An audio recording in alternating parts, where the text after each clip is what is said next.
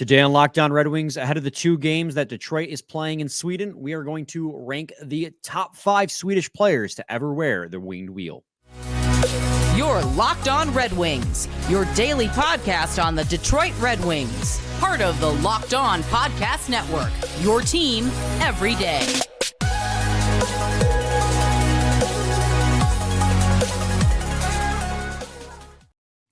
Welcome back to the Locked On Red Wings podcast. We are your hosts, Brian Fisher and Scotty Bentley. I'm a podcast producer for The Daily J, a WWJ News Radio podcast.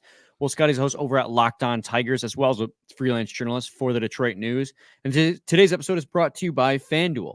Make every moment more. Right now, new customers get $150 in bonus bets with any winning $5 moneyline bet. That's $150 if your team wins. Visit FanDuel.com/LockedOn today to get started.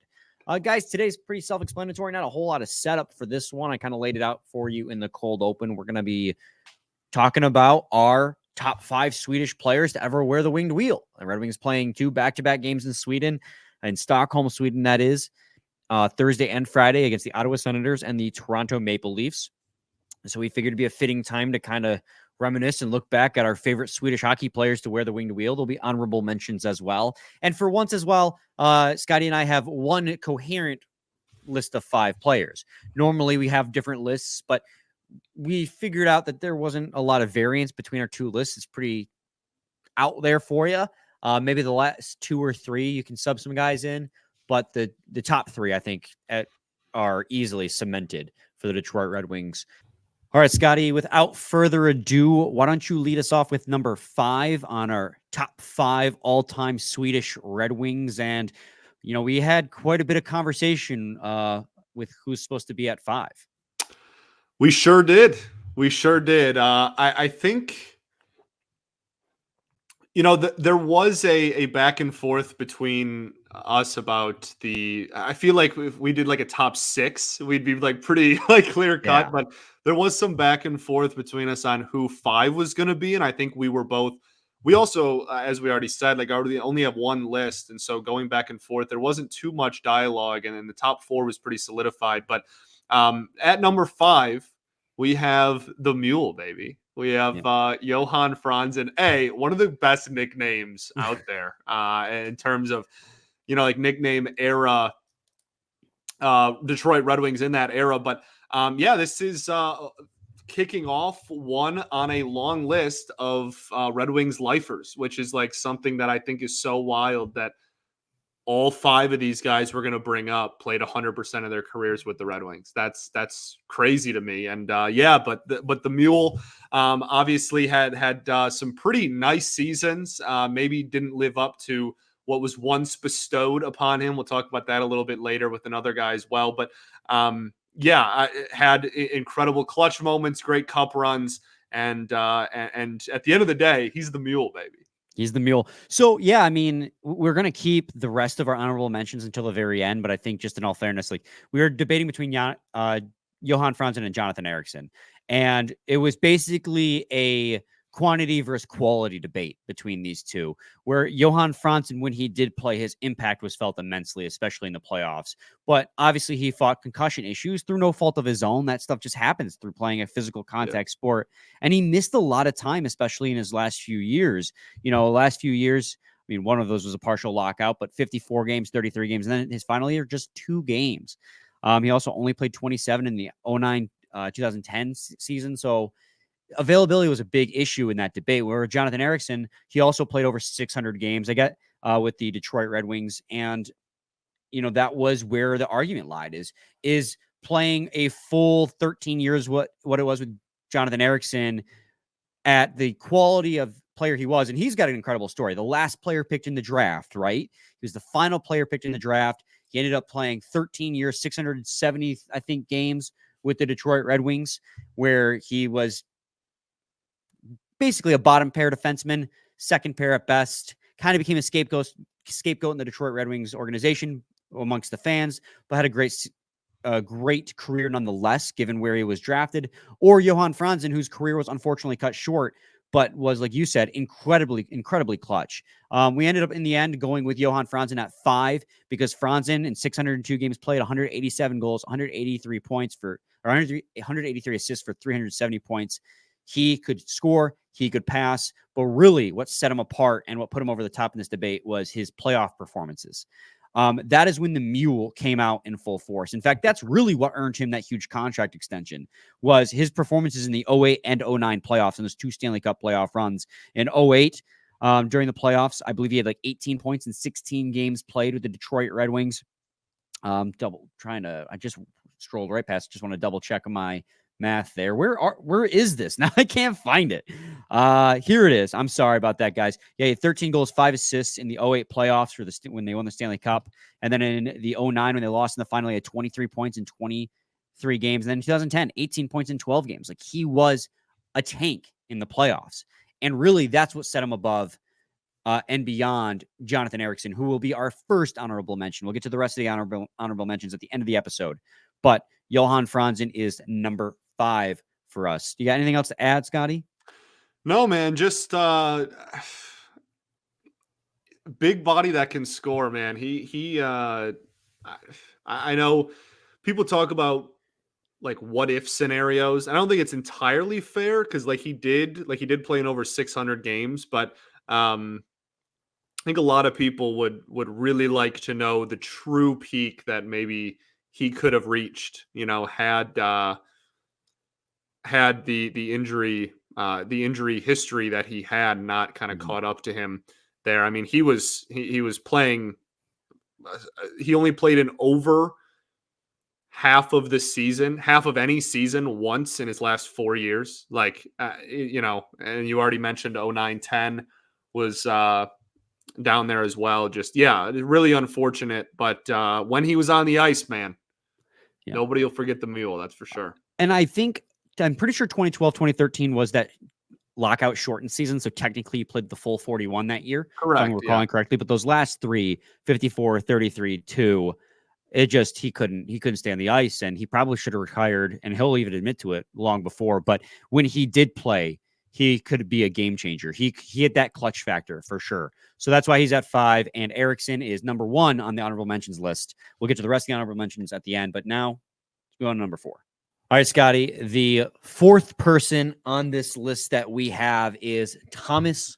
Holmstrom, another guy who didn't rack up half point per game across his entire career. But Thomas Holmstrom played his entire career with the Detroit Red Wings, retired the same season that Nick Lidstrom retired, that 2011-2012 season, putting 15 years with the Detroit Red Wings, getting drafted in the 1994 NHL draft, 1,026 games played, 530 points. So why is he number 4 on our list, Scotty? I mean, first off, Homer's just a dog. That's just the definition of a dog there. But yeah, man, this is another guy who 15 years and the entirety of his NHL career was for one team, and it was for the Detroit Red Wings. And he was a 10th round pick in 1994. You know what I mean? When we're a lot of these guys, just because of the evolution of the game of hockey and whatnot, there was a lot of those players from certain countries in Europe that were available later in the draft. And obviously the Red Wings found a lot of great talent in the back end of the draft in the 90s and early 2000s. And clearly, as we're talking about today, quite a few of them from Sweden. But yeah, man, I mean, just another lifer, right? Just another career Red Wing. And yeah, certainly, like I said, he's a little bit of a dog too. I mean, yeah, he's fit a very particular niche with this Red Wings team that you don't even really see anymore in the NHL. His job was to go out there and park his ass in front of the net and just tip shots. And he was fantastic at it. There's not a single NHL player that I can think of in today's game that is better at deflecting shots and tipping shots than Thomas Holmstrom and just screening goalies. And he had a lot of those a lot of those goals called back for goaltender interference, some of which were earned, some of which he was just not even in the blue paint on, because he got that reputation. And, you think of Holmstrom, you think of Lidstrom, they kind of go as a pair, hand in hand. He had a 30-goal season. What's crazy? 30-goal season just with tip-ins, baby. What's crazy is when you look at his Corsi for percentage. So that metric did not start getting tracked until the 2007-2008 season. So only the last 5 seasons of his career did that statistic get tracked. But he was 35 to 39 years old at that point. His Corsi for percentage, Scotty, 64%, 60%, 59%, 56%, 52%.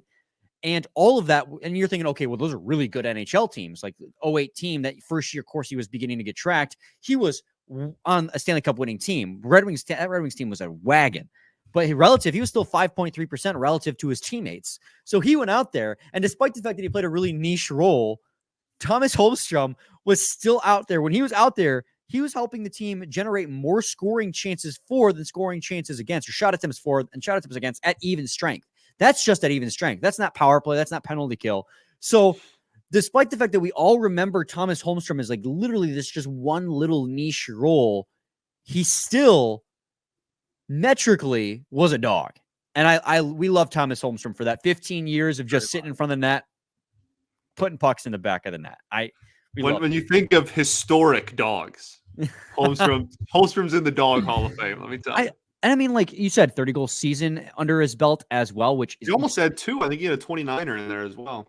Yeah, it's just incredible that he could have that many goals in his career. 29 goals in 06, 30 goals in 07. Yeah, he had 59 goals from 05 to 07, man. 59 points in 06. That's just insane to think that he could produce that much because of what we remember him doing. Yeah. But yeah, a lot of that. Like you said, like special teams guy as well, like double-digit power play goals several times in his career, and just found his niche and made a lot of money and played a kid's game for a long time doing it, man. All the respect in the world. Oh, God, love Homer. We miss him. We miss him dearly. We're going to take a quick break, and when we come back, we'll go to number 3 of the top Swedish players to ever wear the winged wheel. So stay tuned to Locked On Red Wings. But first, I got to talk to you guys today about Jace Medical as soon as I find it. There we go. Whether you're on extended travel, bracing for a major weather event, or limited by yet another supply shortage, you are covered. Thanks to our partners at Jace Medical, life-saving antibiotics and a long list of daily medications can be ordered in a 1-year supply. Even ED generics for Cialis, Viagra, and Revatio prescriptions. Go online right now at jacemedical.com to receive your 12-month supply on your daily medication. Remember to use promo code LOCKEDON at checkout for a discount as well. A verified customer had this to say about Jace. I'm thankful for this service. Supply chain issues caused me to have to cut my pills in half. I ordered most of my daily meds with a year supply. I also ordered an antibiotic kit. I feel secure now. Prices are lower than local pharmacies. I highly recommend this for everyone. Again, that is a verified customer for Jace.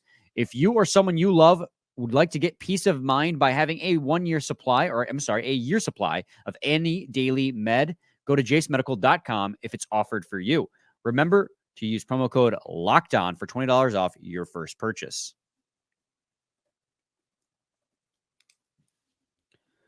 Segment 2, Locked On Red Wings podcast. Scotty and I are breaking down our top 5 Swedish players to ever wear the winged wheel ahead of the 2 games in Stockholm, Sweden, rather. Wow. And Scotty, it is your turn to present number 3 for the Detroit Red Wings. Number 3 is yet another Red Wing lifer. I'm realizing that all of them are. I mean, it makes sense. It's cool, though. Yeah. Like, all of our top 5 were, like, combined played for one team. Like, that's pretty cool. The Kronwall, baby. Kroner is coming in at number 3 here. Obviously, again, 15-year career, all with the Detroit Red Wings. And yeah, I mean, was a staple. Growing up, like that was like my era of like team, like growing up, right? That's the team like I kind of grew up with Kroner out there. And yeah, like I had a verb named after him at one point that, kids would go to school with like, you got Kronwall t-shirts. I mean, he was a guy who, for a guy who only scored double-digit goals twice in his career, and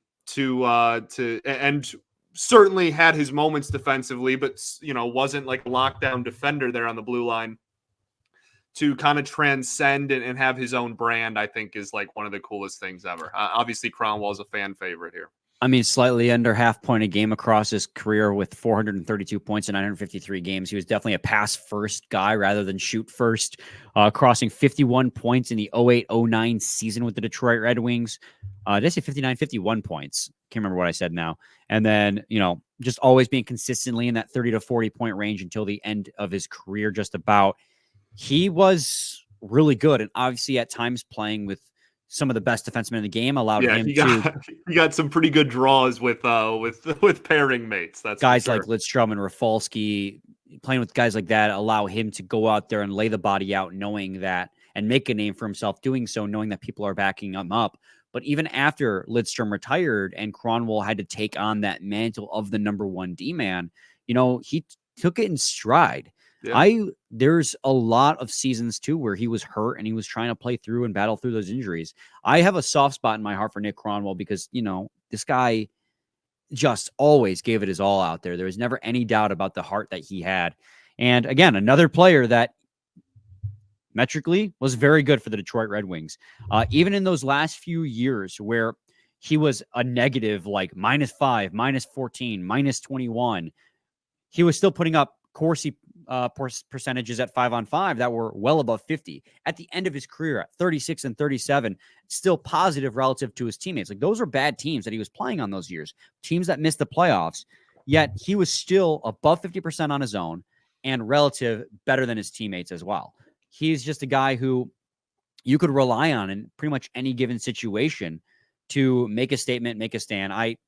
I love Nick. I'm going to love every person on this list because they're the top 5 Swedes of all time. Yeah, but Kronwall is different, man. He, like I said, he really he's not like a Hall of Famer or anything. Like, I'm not saying that, but he was such a fan favorite because of like the style and everything, and like the other defensemen that again, like, he shared pairs with for long majorities of his career. We're gonna be the ones to get the attention and the awards and whatnot. For him to, be still like a big figure and a prominent figure because of his style of play, without racking up like all the accolades and whatnot along with it is just really cool. Like, who doesn't love Nick Kronwall, man? That's he's the man.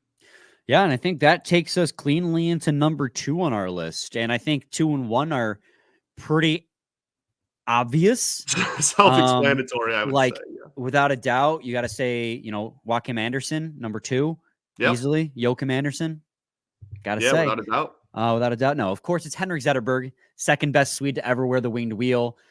He played 1,082 games for the Detroit Red Wings, had 960 points, nearly a point per game. A Stanley Cup, all rookie, all-star, Conn Smythe, King Clancy trophy winning, should be in the Hockey Hall of Fame. He'll get there eventually. It's just going to take a couple of years. Z was unreal. And I think that obviously us Red Wings fans, especially because he's a recent player, we remember him fondly. But I think in terms of on a league scale, he was massively underrated. Massively underrated. I mean, this is a guy who not only could score goals, and not like he put up a ton of goals. He did hit 43 goals in 07-08 and hit 30 a few times in those prime years. But as his career went on, became like an assist to playmaking guy primarily. But Henrik Zetterberg was just such a steady force on the offense. People talk so much about Pavel Datsyuk's two-way game, but Henrik Zetterberg played one hell of a two-way game too. He just wasn't flashy like Datsyuk was, so he didn't get the media draw. But you could depend on Henrik Zetterberg in the locker room and on the ice to do it all. And I think that is why, without a doubt, he was named captain of this Red Wings team without question after Nick Lidstrom retired. People always love Datsyuk, but I personally love Zetterberg more than Datsyuk. And not to say I don't love Datsyuk. I absolutely love Datsyuk. But the composure and poise and respect that Zetterberg commanded, he's one of my all-time faves. Yeah, and again, kind of a similar conversation to Croner. Like, that's for people that are in my generation, in our generation, like, that was, like, very prominent years in our childhood were those two, if you want to throw Datsyuk in there, like, those two kind of leading the way, and like older Yzerman then like hands kind of the baton off there when I'm pretty young. And it's one of those things where when that handoff happened, yes, like there were people that like, I mean, Lidstrom like was getting older, and like I said, Yzerman retired and whatnot, but it was so seamless, the transition from like the late 90s and early 2000s teams to like the 07 to 09 kind of, like prominent teams as well.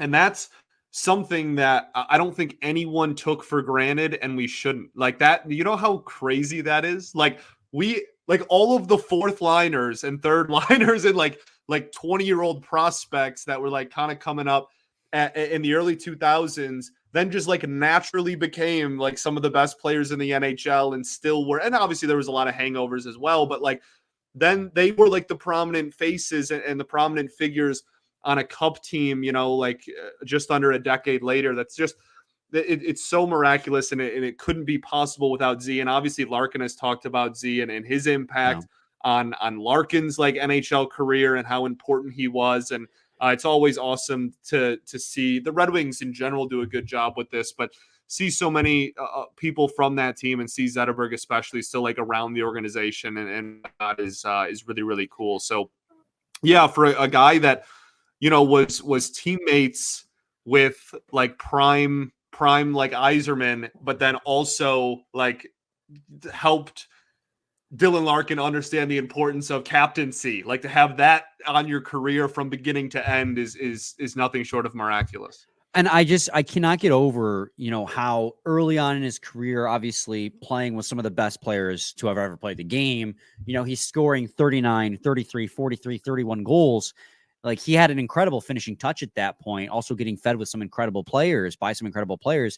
But even as the second half of his career droned on and his finishing went away and his goal scoring went away, he had no problem pivoting to more of a pass first style. Because that's what's funny is that's what I remember the most about Henrik Zetterberg, is him being a pass first guy, a guy who got a bulk majority of assists with the Red Wings. Because that happens when, you remember more so how they ended rather than how they began with a player's career. And he ended as like that captain, steady guy, always passing, helping generate goals for other players.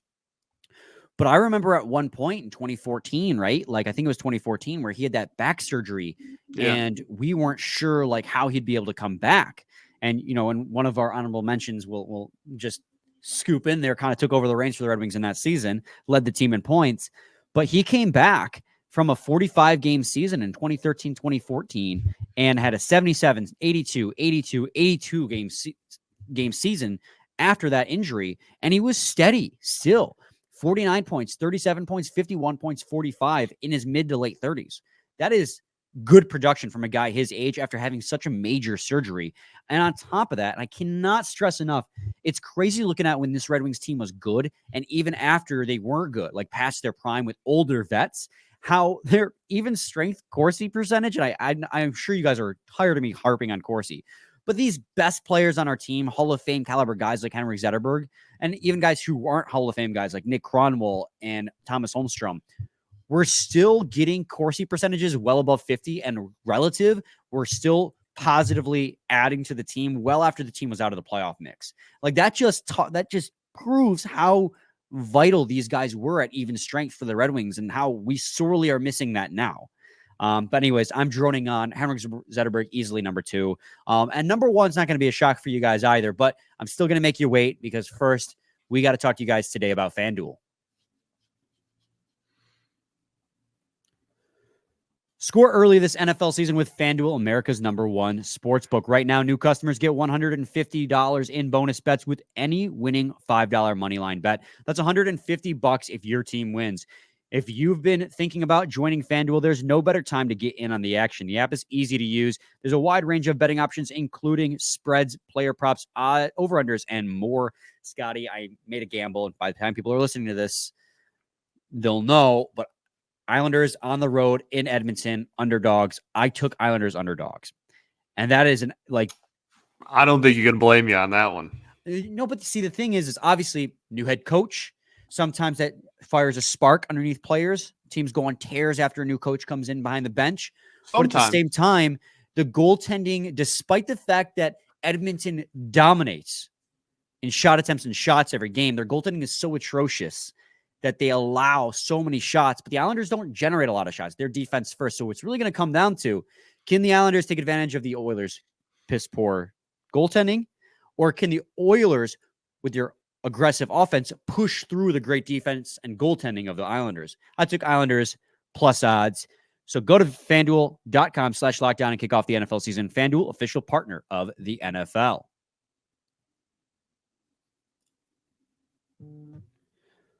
Segment 3, Locked On Red Wings podcast. Scotty, we are at number 1 all time. And normally with these lists, typically you make people wait, do honorable mentions before number 1. But in this case, number 1 is so obvious that there's no point in trying to tease you guys any longer. Scotty, why don't you give the people who is obviously the number 1 Swedish player in Red Wings history? Gustav Nyquist. Thank you guys for coming out. It was great.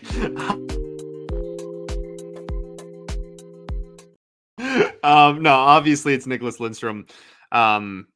Yeah, man. I mean, there's very anticlimactic, as we're all aware. For my money, he is the greatest defenseman to ever put on skates in the history of the world. And I don't think that that's like a super hot take, which is just like a testament to how great of a hockey player he is. And obviously the nickname, the Perfect Human, has done a lot of work outside of hockey as well. And now is back in the Red Wings organization. And you want to talk about a Red Wing lifer. Lidstrom is absolutely that through and through.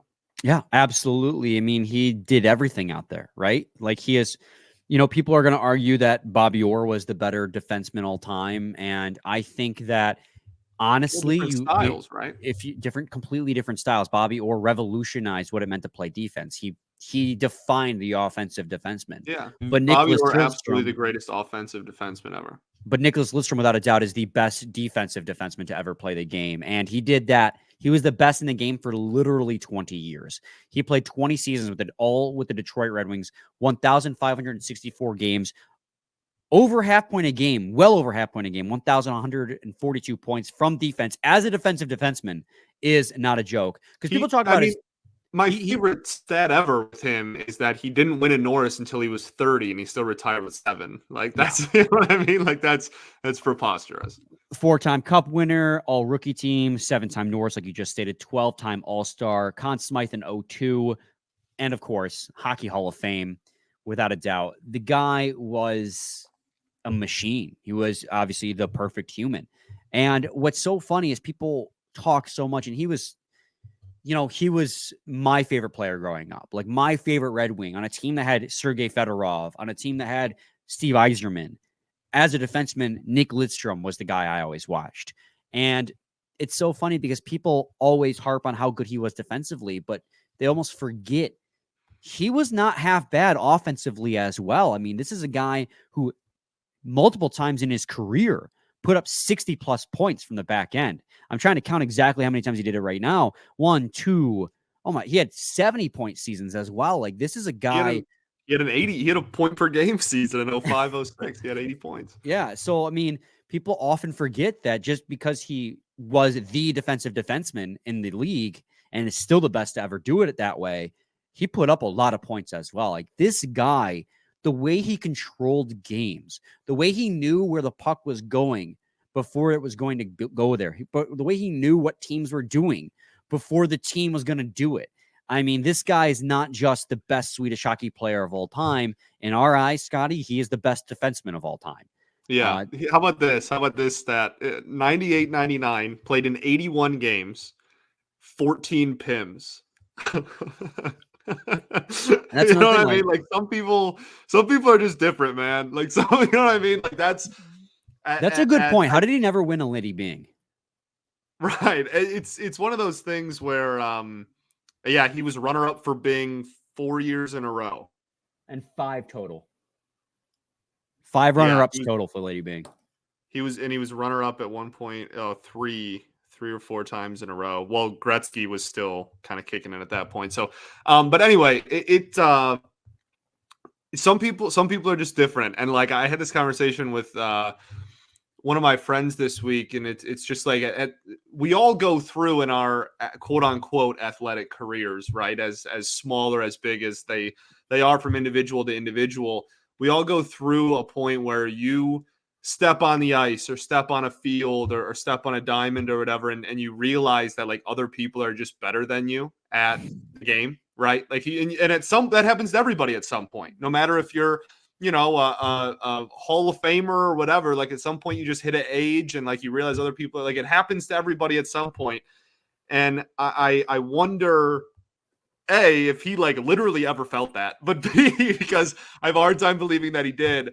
And I guess again, until maybe like the very, very end, but B, how many times somebody stepped on the ice and looked at him and felt that way about sharing the ice with him, you know, Right. Just an absolute generational, doesn't even do it justice. Just kind of a once in 100-year type of player. Oh, yeah. I don't know if there's a single defenseman in the game right now that'll ever live up to that standard, mainly because the game, the way players play defense has changed so much. Yeah, different. Like what makes a Norris Trophy winning defenseman now is how many points they put up, you know? Lidstrom might have been the last of his breed of true defensemen who play defense first. And I mean, he just, in my eyes, is the definition of that. And what's crazy is, again, here I go again with the advanced stats, but like, he's 41 years old. Corsi for percentage of 59.4% at all strengths and 56.7 at even strength, relative of 2.3. 41 years old. And he won the Norris when he was 40. That was his final Norris. It was his second to last season. Like, he is insane. And I know the Norris can be a little bit of a popularity contest too. But, I mean, to say that he didn't deserve it would have been insane. This guy, we can't say enough good things. Scotty, honorable mentions. I think Goose, you know, Nyquist is another one. That's our first person we've mentioned. Non-lifer. Non-lifer. Right? First one that played for a non-Red Wings team that we've mentioned. But I Goose had such a good, 8 years here, 7-8 years here. And it's at a young age, too. Like, really stepped into a pretty prominent role.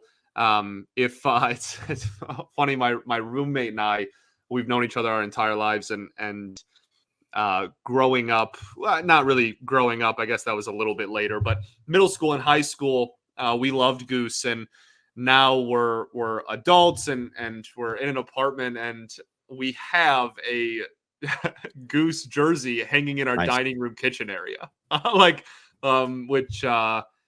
Yeah, Goose will forever hold a place in my heart. He would have made